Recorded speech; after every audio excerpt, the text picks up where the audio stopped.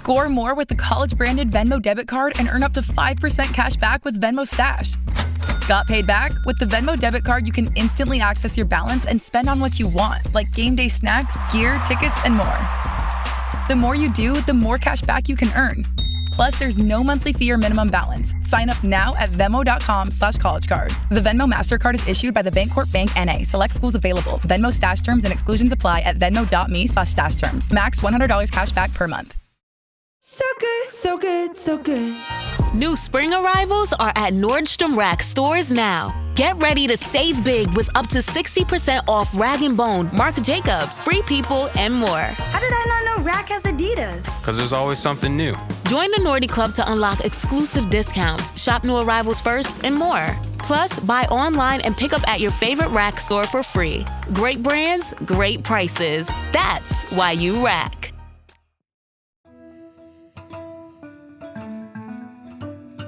For the News and Observer, I'm Dawn Vaughan, Capitol Bureau Chief and host of Under the Dome. You're listening to our latest episode here in these final days of July. I'm joined today by my politics team colleagues Avi Bajpai and Ronni Butts. Ronni has been one of our politics interns this summer. You've heard her on one other podcast episode.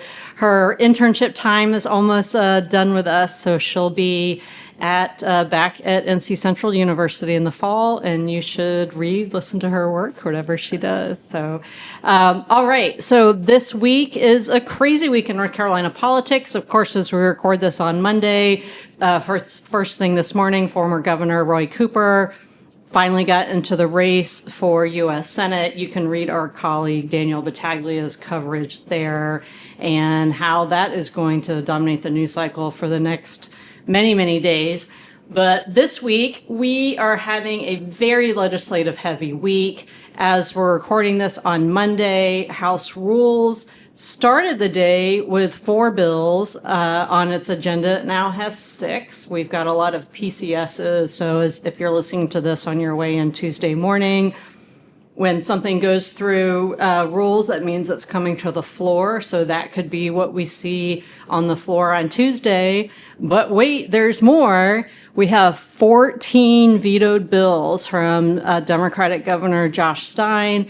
And there's a chance that the House and Senate will take votes on every single one of them, which would be 28 votes total. But not every bill is the same. Not everyone supporting it is, the same. Could be one chamber, not the other. It's going to start in the morning in the Senate. And the Senate has 7 bills they're Senate bills so they'll start with those for the veto override votes. And they have a 3/5 supermajority, 30-20. So if everyone's there, they can easily pass those.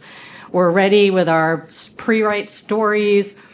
Avi, a lot of these fall into your beat, so we kind of spread the load. But your main one that you've been focusing on for this is immigration. There's 2 immigration bills.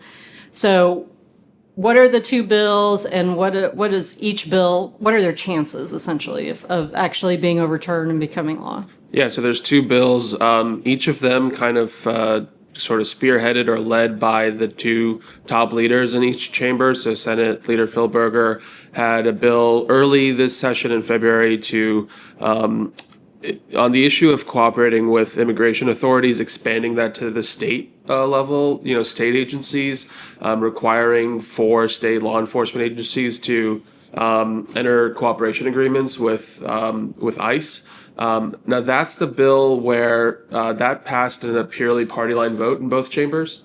And the Republicans are 1 vote short in the House of that threshold you mentioned for supermajority. So that's a bill to watch because Republicans are confident they want to move forward with it, but I'm not sure where they would make up that vote. How is that bill different than HB 10, the immigration/private school voucher bill last year? Yeah, so HB 10, which originally was purely just about, the immigration part of it was just about cooperating with ICE, was focused on sheriffs, was focused on local law enforcement. That's something that Republican lawmakers had been trying to do for 5 years by last year. And this is kind of expanding that to another realm. So this is moving to state law enforcement agencies. Okay. And it's kind of Republicans saying that they don't think that the governor, Josh Stein, is acting here because these agencies are sort of under his purview. They're in the executive branch, so they're saying that they need to move in and require this cooperation on their own. So what's the other immigration bill? Other immigration bill is basically tweaking, revising, making some changes to the bill you just mentioned, House Bill 10. This is spearheaded by House Speaker Destin Hall. He's the main sponsor of HB 10 last year, who's been leading that effort for several years. This is basically kind of making changes to exactly what HB 10 did, which was requiring sheriffs to honor these temporary detention requests from ICE. This deals basically with when and how sheriffs have to notify ICE in this process, and also how long they have to keep people subject to these requests under detention. And is that the bill that previously had one Democrat voting? This is the bill that has had the support of Charlotte Democrat Representative Carla Cunningham, and she has essentially indicated it seems that she supports the bill enough to to join Republicans on an override as well. Okay, so those will be two big ones, and so read Avi's coverage for that. The pre-write I was working on are two different gun bills, and kind of like immigration, there's one that has a better chance maybe than the other. There's basically this private school gun bill, which allows staff and volunteers, as long as they have the approval of the governing board of the school, to carry a gun.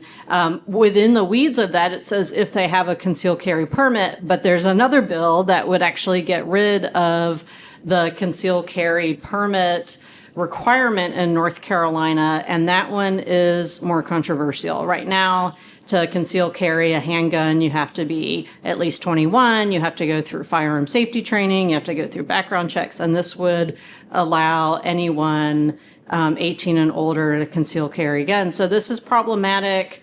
Democrats find it problematic, but some Republicans do, and two of them, Representative William Brisson, Representative Ted Davis, voted against it both in committee and then on the floor.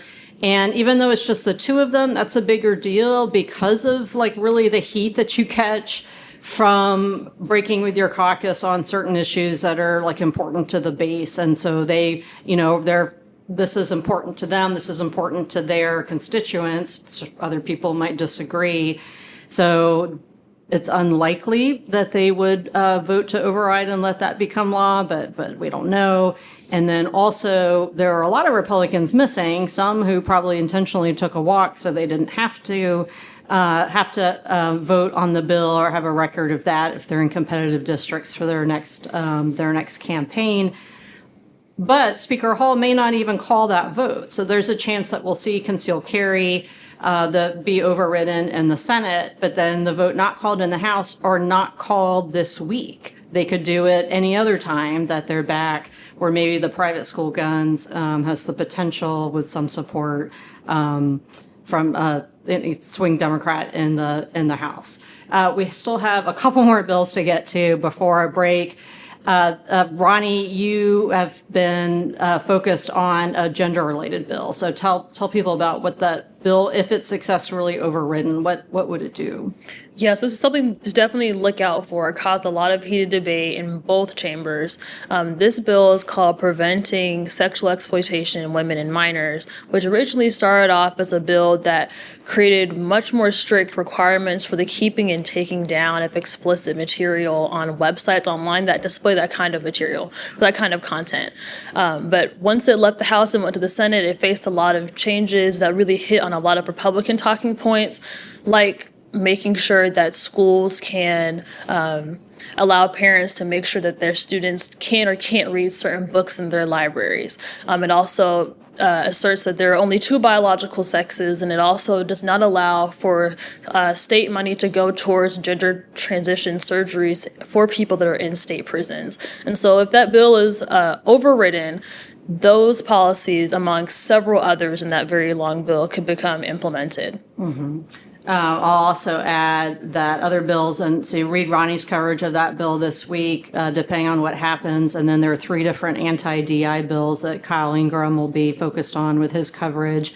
and it's against diversity, equity, inclusion policies, programs, initiatives, and it's three separate things. It's state government, universities, and K-12. And at universities, it's already there. So like we'll see like why these three bills were run separately at all, if it means that they might have some support for any of them. It doesn't look like there's going to be any Democratic support. And what we were talking about with the math of the supermajority, House Republicans need at least one Democrat to vote with them or enough absences to change the math of who's on the floor so they can do those overrides. There's also a few more. There's an energy bill. Our environment reporter, Martha Quillen, will be covering that this week.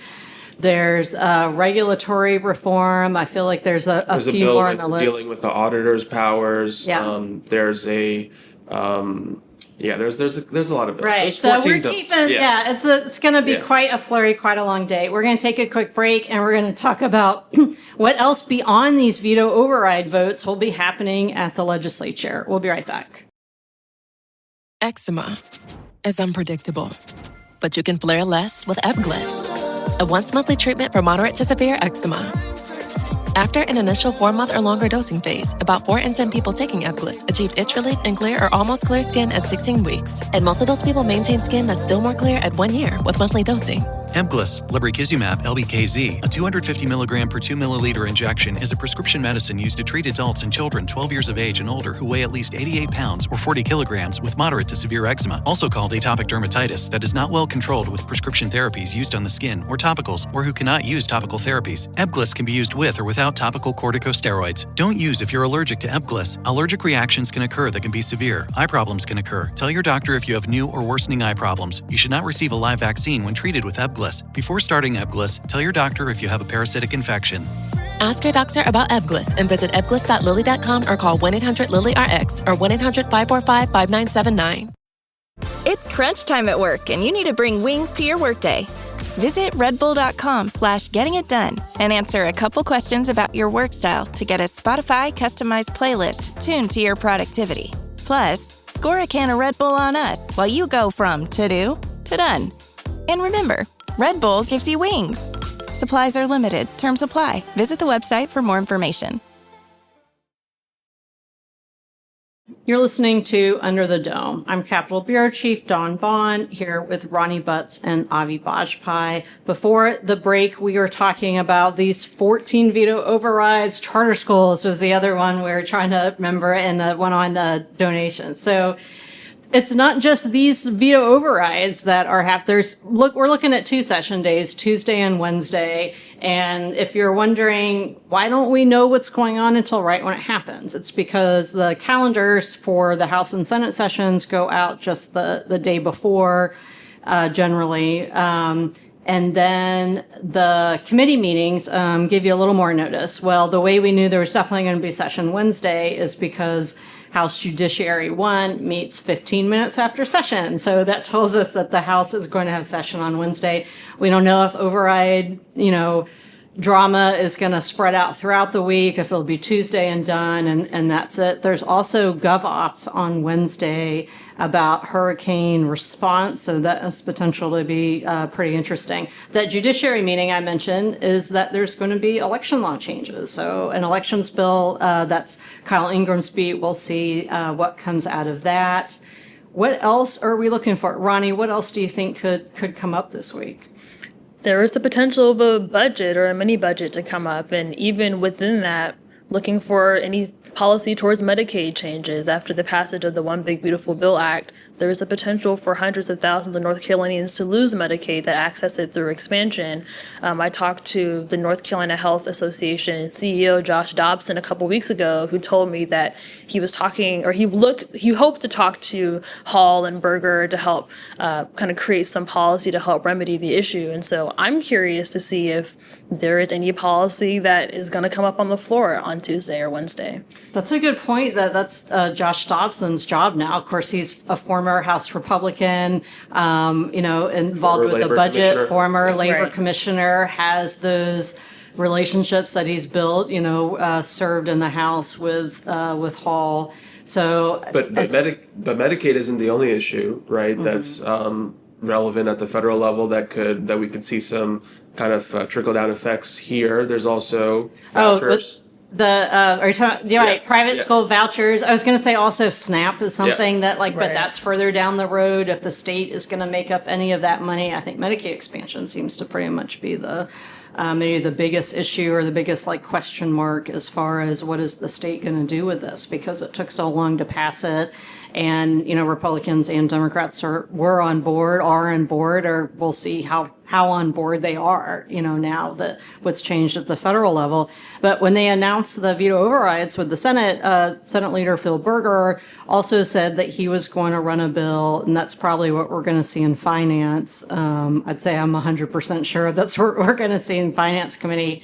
That would be the state factor in these tax breaks. This was a Trump initiative, also part of that bill on voucher tax breaks for donating to private school. Chalk Beat the Education publication wrote some about this, saying it's unclear exactly how much the federal voucher program would cost because there's no cap on the amount of tax credit payoffs. That's according to Chartbeat. And then so we don't know what the amount will be that Berger will bring, what the support will be for it. But everybody likes tax breaks, which also leads me back to our mini budget talk and where do things stand with the big budget. Where are Speaker Hall and Senator Berger on their pretty stark disagreements on tax policy? And, if the House wants to put this private school tax break bill out, is what else is going to be in there? Is the House's priority of the tax-free weekend, the back-to-school weekend, going to be in there? Or are they still going to be arguing about other stuff? So then again, I think we mentioned the elections bill already. What else are you, Ronni? These are your waning days of your internship at the legislature. What are you thinking going into Tuesday about what it'll be like? Well, I'm glad they're coming back before I leave. I was keeping my fingers crossed that would happen. But I anticipated it being a kind of exciting, confusing day of not really knowing what's going to happen. I'm looking forward to it. I'm sure there may be some running around, going to this committee, going to the gallery. Mm-hmm. Maybe some protests may ensue. We don't know. But yeah, I think it might be kind of a chaotic day, but I'm looking forward to it. I kind of like that. Mm-hmm. The only protest we're aware of so far, there was going to be one Monday evening about the energy bill, but that ended up being canceled because of the heat. It is really, really hot outside. So, Avi, what are you gearing up for this week? It's always nice to look at the forecast and see the peak temperature at 4 p.m. when rules meets, and we're going to be walking into the building. That's great.